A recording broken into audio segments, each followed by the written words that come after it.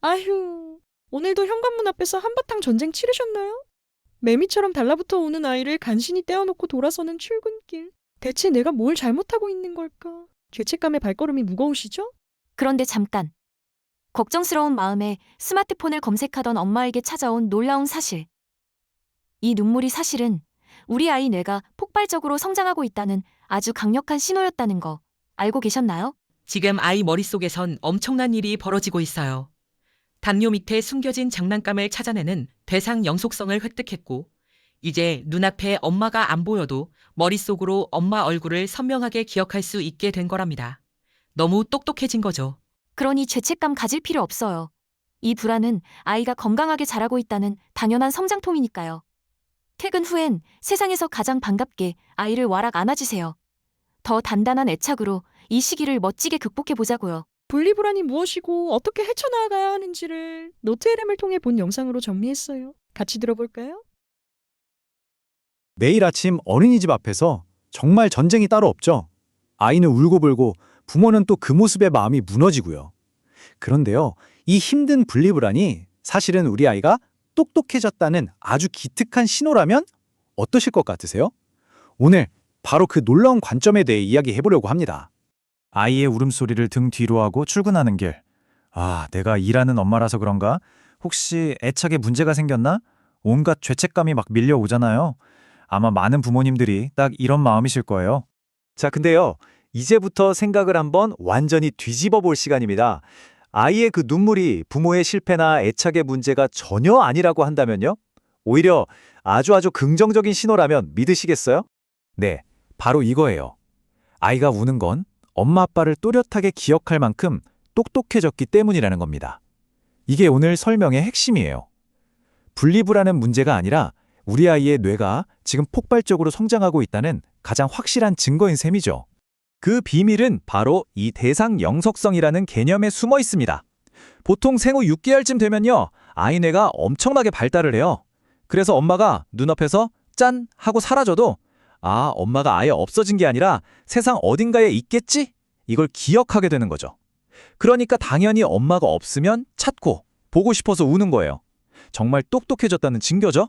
그리고 또 하나, 선택적 애착이 형성되었다는 아주 건강한 신호이기도 합니다. 아무한테나 막 하는 게 아니라 오직 내 엄마, 내 아빠한테만 딱 붙어서 강한 유대감을 표현하는 거잖아요. 이야, 이건 정말 안정적인 애착이 너무나 잘 형성되었다는 증거예요. 그러니까 오히려 안심하셔도 좋습니다. 그럼 알겠는데 왜 아이들은 헤어질 때 그렇게 세상이 무너진 것처럼 서럽게 우는 걸까요? 자, 지금부터 아이의 뇌 속으로 한번 살짝 들어가 보시죠. 이 발달 단계가 왜 아이에게 그토록 강렬하게 느껴지는지 그 이유를 알 수 있을 겁니다. 아이 뇌 속에서는요, 말 그대로 이런 불공평한 싸움이 벌어지고 있어요. 감정을 담당하는 편도체는 엄마와의 분리를 생존의 위협으로 딱 인식하고 위험해, 큰일 났어 하고 막 비상벨을 울려요. 그런데 이성을 담당하는 전전두엽은 아직 한창 공사 중이라서 괜찮아, 엄마 다시 오실 거야 하면서 이 시끄러운 경보를 꺼주질 못하는 거죠. 그러니 아이는 통제 불가능한 공포를 그대로 느끼는 겁니다. 그리고 결정적으로 아이들한테는 아직 시간이라는 개념이 없어요. 우리가 흔히 말하는 이따가 오후 4시에 데리러 올게 같은 약속, 사실 아이한텐 외계어랑 똑같아요. 아이의 세상에서는 엄마가 눈앞에서 사라지면 그건 그냥 영원히 사라졌다, 이렇게 느껴지는 겁니다. 감사합니다. 정말 상상만 해도 끔찍한 원초적인 공포겠죠. 물론 이런 설명을 들어도 부모님 마음 한편에는 그래도 우리 아이가 유독 심한 건 아닐까 하는 걱정이 남으실 수 있어요.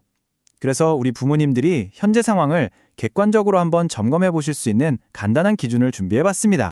자, 이 표를 한번 같이 보실까요?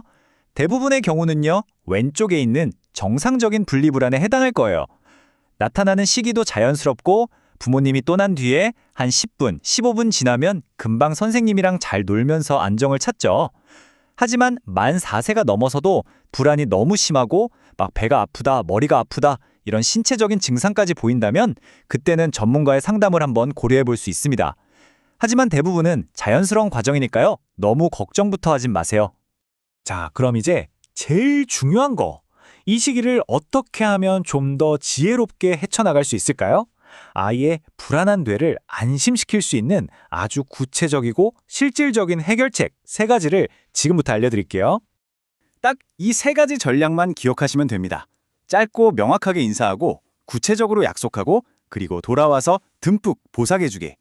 이별의 순간을 효과적으로 관리하기 위한 핵심 전략들이죠. 하나씩 좀 더 자세히 살펴볼까요? 첫 번째, 작별 인사는 짧고 명확하게. 여기서 가장 중요한 포인트는요, 절대로 몰래 사라지지 않는 것입니다. 우는 게 너무 마음 아파서 살짝 도망치는 나오면 아이는 엄마는 언제든 예고 없이 사라질 수 있는 존재구나. 이걸 학습하게 돼요. 이건 부모와의 신뢰를 완전히 무너뜨리는 행동입니다. 힘드시더라도 꼭 밝게 인사하고 나오셔야 해요. 두 번째는요, 아주 구체적인 약속을 하는 겁니다. 아까 아이한테 시간 개념이 없다고 말씀드렸죠? 그래서 이따가 올게라는 말은 아무 의미가 없어요. 대신 이 슬라이드에 있는 것처럼 시계의 작은 바늘이 여기 숫자 4에 오면 엄마가 짠 하고 나타날게 하고 직접 가르쳐 주거나 우리 55 노란 버스 타고 맛있는 간식 먹고 나면 엄마가 데리러 올게처럼 아이가 이해할 수 있는 시각적인 기준으로 약속하는 게 훨씬 효과적입니다. 그리고 마지막 3번째, 바로 재회의 순간입니다. 이게 정말 중요해요. 약속한 시간에 딱 맞춰 돌아와서 엄마 왔지? 우리 오후랑 약속시켰지? 라고 말하면서 아이를 듬뿍 아주 격하게 안아주세요. 이런 반복적인 경험을 통해서 아이의 뇌에는 엄마는 반드시 돌아온다는 아주 강력하고 중요한 데이터가 차곡차곡 저장됩니다. 이 데이터가 쌓이면 아이는 점차 이별을 전뎌낼 힘을 스스로 기르게 되는 거죠. 자, 이제 모든 내용을 한번 정리해 볼 시간입니다. 우리는 오늘 아이의 분리불안을 완전히 새로운 시각으로 바라보는 법을 배웠어요.